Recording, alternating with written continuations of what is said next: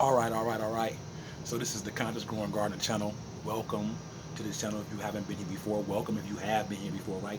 And if you're not a subscriber of this channel, go ahead and subscribe to the channel because we're going to be talking about a plethora of different ideas, things that are going on in our country, right? And what we, the people, should do uh, as knowing what to do, and if we don't quite know what to do, then maybe we can have a conversation about it, right? So check this upload of this video out, right? Hopefully in a few months we'll have enough subscribers. You know what I'm saying? We're looking for people to come on and subscribe to our channel. Just hit the subscribe button. It doesn't cost you anything. And if you want to be notified when we do our uploads, we do our videos, hit that bell so you get the notification. So today on the Conscious Growing Garden channel, what are we talking about? We're talking about shortages of food, right? We talk about inflation on our groceries, right? Super high, right? To me, it's only gonna get worse. As a gardener, I understand that you just can't. Let's just say, for example, let's say, okay, so we don't people most people don't know this. We're eating last year's crops. So this year, this gardening season, there was no garden because of different things with the vid and things of that nature. I'm not to say that name. Um, they um our our our we got stimulus checks to not go to work, and so the farmers got certain stimulus checks before we got our stimulus checks, not to grow. Okay, so there is no crop for this year. So we're eating last year's crop, and that's, as you can see, the prices of food are through the roof. Some of you who just finished maybe your season with your family, right? Maybe Thanksgiving holiday season, right? If you celebrate Thanksgiving, some of you guys went to the store and you saw how the turkeys were this year, how the stuffing was, how you couldn't find certain things, right? And so what we like to do on this channel is we like to talk about um, what will we do if we needed to be in a position to have to only grow our own food. See, it's one thing to be a gardener and like to do it and want to do it and grow your own vegetables and eat your own organic food, but it's another thing to be in a position where you need to have the knowledge to know how to grow your own food. Now, one thing most people don't know is that when you got the first thing you have to know is what zone do you live in. Everybody lives in a certain zone. Okay, that's a growing zone. You need to find out what zone you live in. Now, I live in zone 6. Okay, so that means we get all weathers. We get summer, we get spring, okay, we get fall, and we get winter. So we have to be very mindful of what seeds and what plants that we actually grow in during season time, during different seasons times. So I'm gonna put on my reading glasses real quick because all the seeds that we obtain, right? They all have information on them to tell you when it's best to grow them, right? Now, as a gardener, I do know which seasons are better, right? I know for a fact, like, okay, for example, I have this package of okra right here, right. That was only at the time when we bought it. It was only 50 cents. See that, 50 cents. Now I'm sure at this point in time, um, seeds are through the roof, and they're probably not this price anymore. You know what I'm saying? But we maintain a plethora of seeds ourselves, even keeping our own seeds after we grow them out of the garden and things of that nature. So each seed package has writing on the back. Now most people when they buy things, unless they know how to put it, even sometimes when they don't know how to put it together, they'll open up a package and they'll start fumbling through it, and they won't read the instructions. So this one says. Um, Okra Louisiana green velvet, right? This is okra, okay? And it says excellent where temperatures and humidity run high.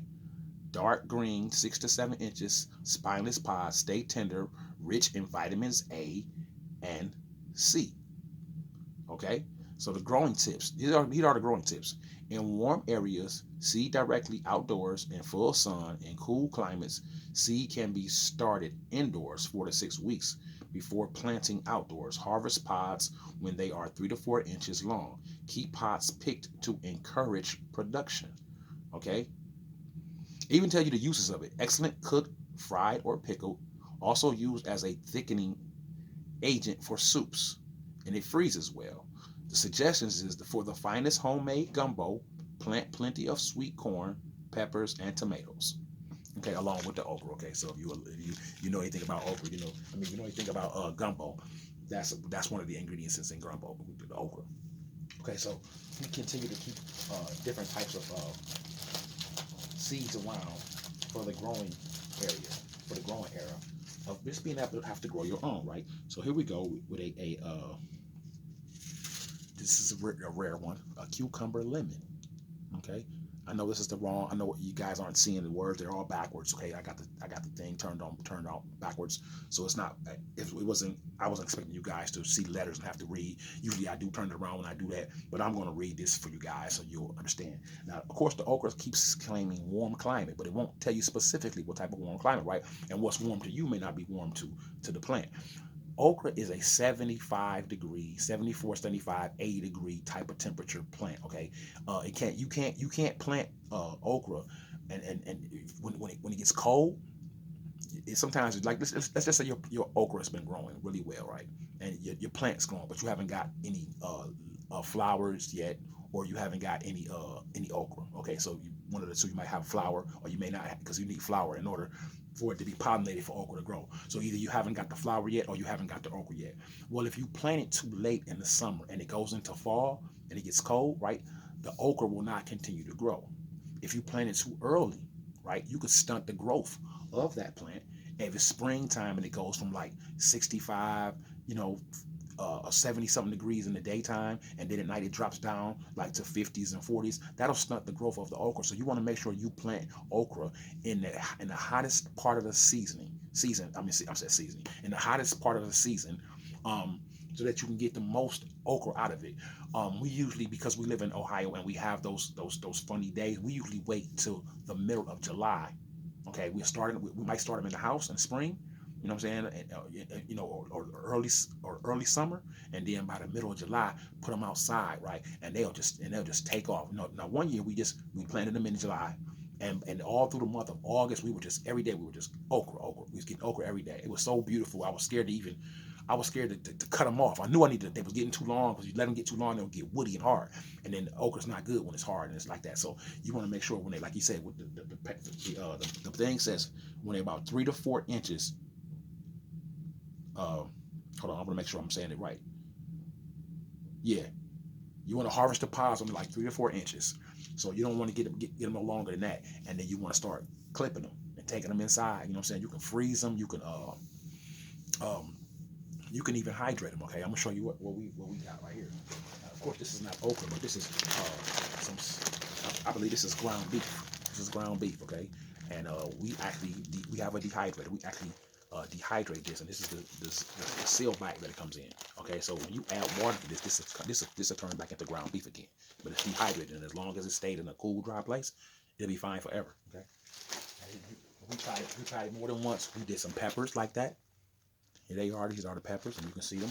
Even the seeds inside of them sometimes. And over here, what is this? Spaghetti. This is spaghetti that we dehydrate. We dehydrated spaghetti. Okay.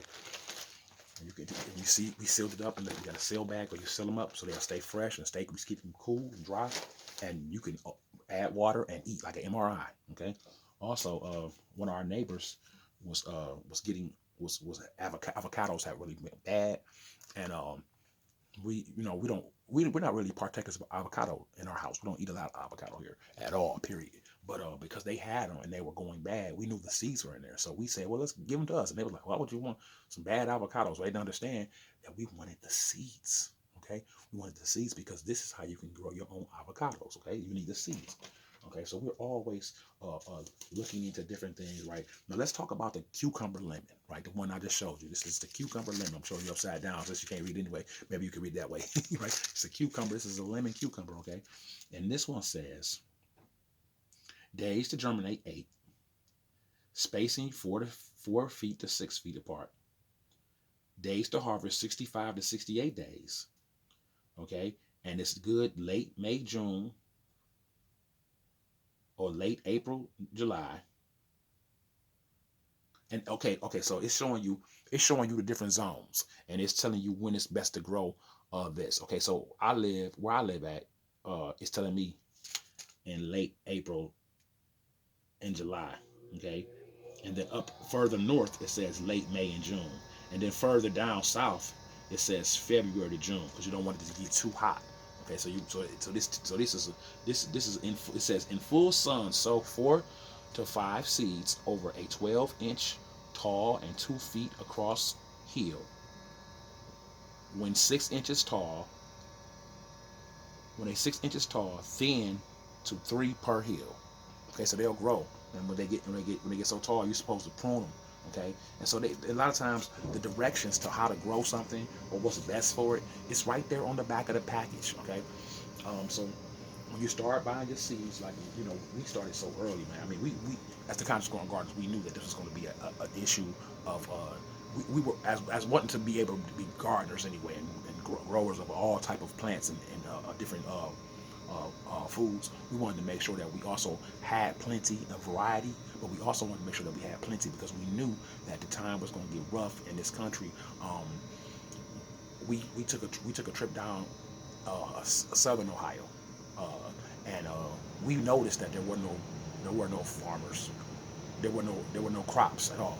And we usually when we go down that trip, go down that way, you can see the corn, the beans, the peas. Ohio's a huge gardening state, a farmer state, and when we rode down those past those acres, we didn't see anything. So we knew people wasn't gardening, we knew people wasn't farming, and we knew there was going to be some serious shortages in our country as far as food was concerned.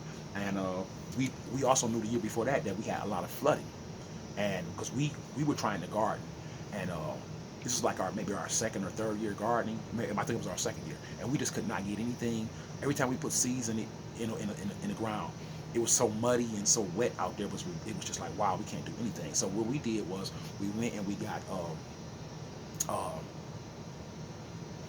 some pallets, like some like the pallets that you might see at a factory, and we turned them upside down and we filled them up as much as we could with the soil. Well, of course, the ground still has the soil in it. On the ground, there's still dirt right there. There's still there's spaces in between the wood. Okay, and so when we planted the seeds in the soil that we put inside the thing, the plant, once it started growing, the root found its way to the bottom past where the pallets were. You know what I'm saying? To grow within that ground and be hard and be sturdy and strong. And we had some beautiful plants, life come around despite everybody else struggling with flooding and just a bunch of all the rain that we had over flooding in Ohio. Farmers everywhere were complaining about their crops because of the flooding, and we just made our own personal raised beds. And like I said, we used the soil above and put the soil above, and because we live on a hill, all of the water was able to run past our raised beds and run down the hill, down off our driveway. Our driveway comes up, and then it's our backyard. So it just flew all the way down, and that helped with a lot of things. One, we didn't have to cut on our water hose hardly, right? And two, we were able to catch rainwater a lot that we still have out there now. And the third thing was we didn't have to go out and water ourselves, right, at all, right? Because it was so much water and so much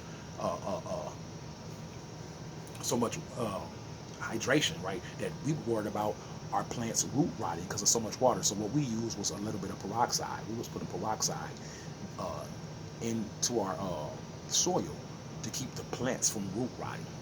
Okay, so as you can see, we're so busy shopping. We shop and garden even in the off season.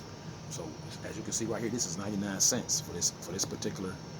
Or maybe you can't see. This is 99 cents for this particular cucumber. This is cucumber, but you can see it says 10 cents because we bought these during the off season. During when seeds go on sale during off seasons, we were capitalizing on seeds. We went out of our way to buy extra seeds to make sure that we had enough, including we made a plan to keep our own seeds from our own plants. So we'll open a pepper plant, we'll keep those seeds.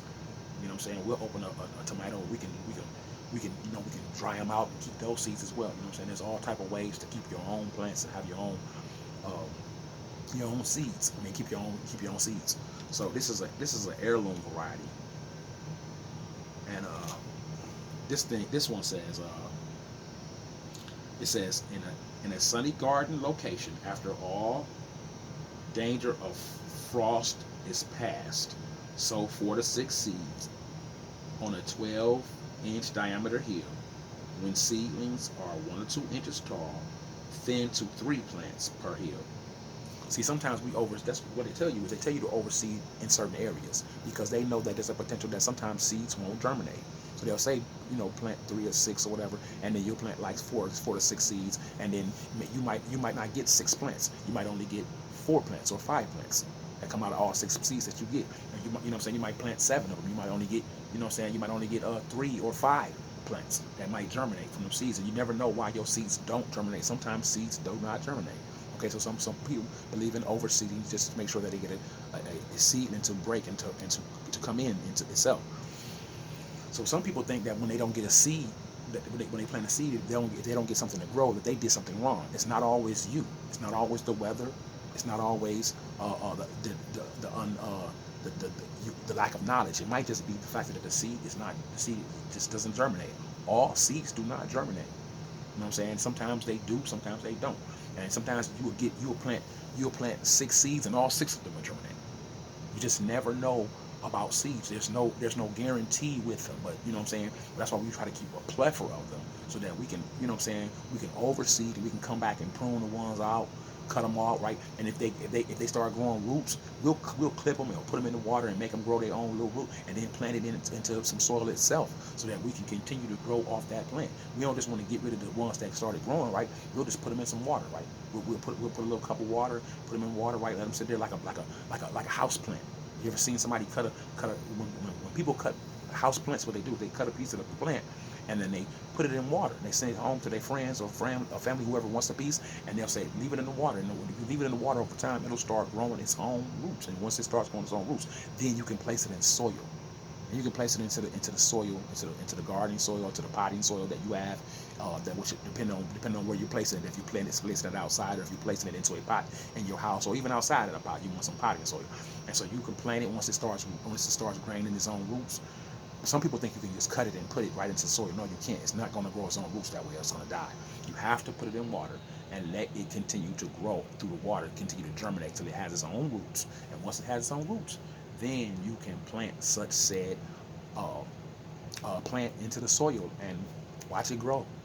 Watch it grow till it gets its first flowers. And once it flowers, it needs to be pollinated. Now, if it's in the house, you're going to have to hand pollinate, obviously, because there's no pollinators in your house.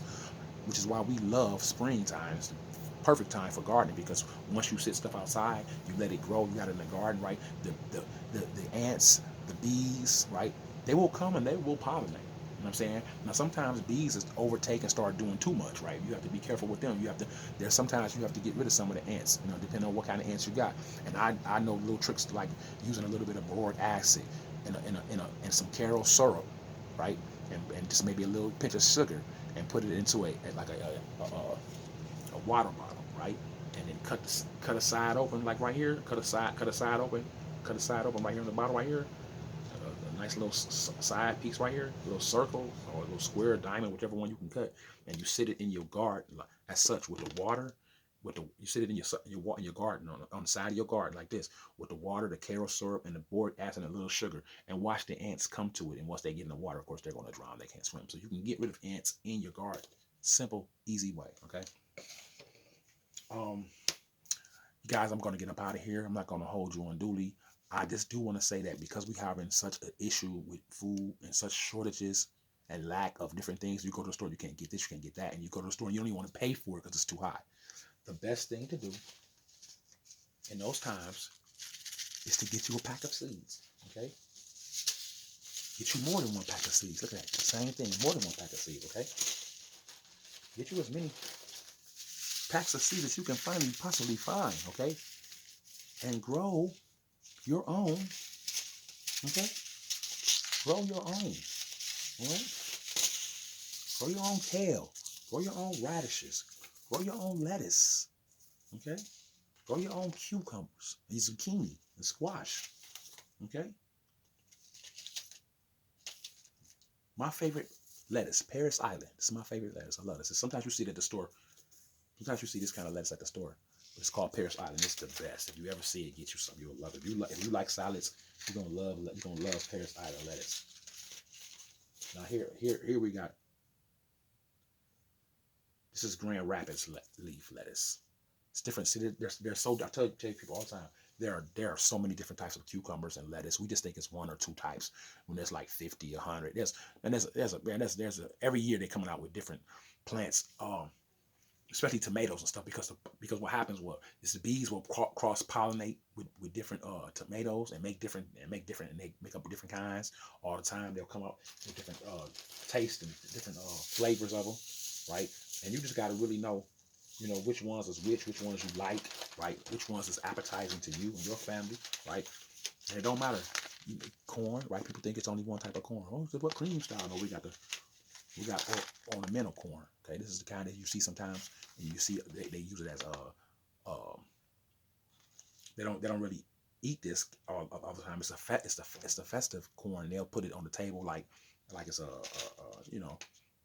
a setting or something, and you use it on a stage or something, And people sometimes people string it up, put it on their trees or whatever. If you're a holiday type of person, whatever you might do, but make sure you continue to grow your own food. Get your own seeds, okay?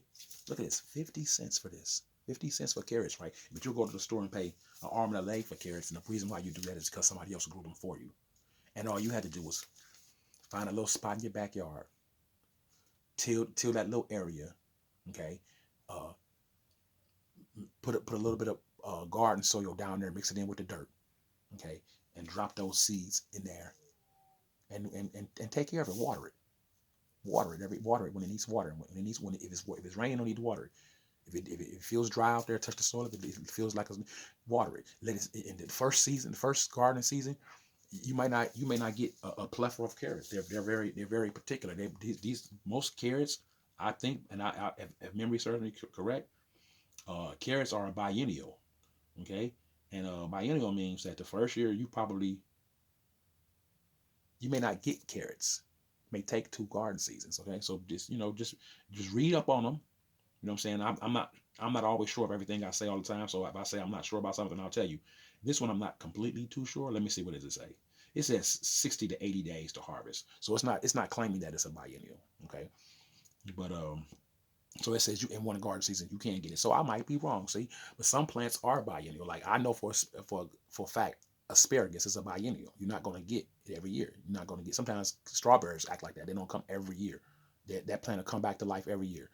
Mint comes back every year. Asparagus comes back every year, but it's biennial. You might get 1 year, you might get it. Next year you might not get any. You know what I'm saying? We planted them 1 year, and then this year we didn't get any. Last year, the year we planted them was the year before, and we got some, but they weren't ready to be eaten yet. And you could tell they weren't. You know what I'm saying? But as long as the root is still in, it'll grow. Sometimes lettuces and stuff are cut and come back. Okay, well, if you just cut the leaves off and leave the root in, the leaves will come back. Especially if you live in a zone where it doesn't get frost. Now, if it gets frost and cold in your zone like it does mine, of course, some of that stuff may not come back. But we had some kale that we planted, and we planted it. Uh, uh, I think like 2 years ago. 2 years ago, we planted this kale, and man, we've been getting kale. We've been getting kale from that plant every year. Every year that kale comes back. Now this is the first year that we probably won't, because we actually pulled the root out of it this year. So we're going to redo it again this year ourselves and plant it.